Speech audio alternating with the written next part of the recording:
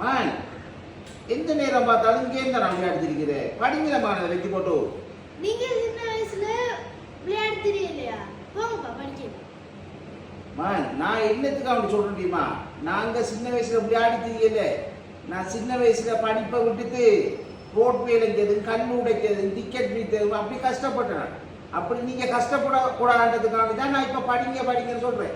படிக்காதான் நல்லா அடிக்கலாம். படிப்பு தான் நம்மளோட சொத்து. சரியா? நான் சின்ன வயசுல படிப்பை விட்டுட்டு விளையாடி தெரியலம்மா. அப்பாட அப்பா அப்பாவுக்கு 8 வயசுலேயே செத்து போயிட்டு. அதுக்கு எங்களை படிப்பிக்கிறதுக்கு ஒத்தரும் இல்லை. அதால நான் வேலைக்கு போனதால படிப்பை விட்டுட்டு உங்களை இதை உழைச்சதில் சரியா? நான் பட்ட கஷ்டம் நீங்க படக்கூடாமா? சரியா? படிப்பு ஒன்று தான் நம்மளுக்கு நிரந்தரம். படிக்கலண்டா கல் உடைக்கி கூலி வேலை செஞ்சு அது செஞ்சால் தெரியணும்.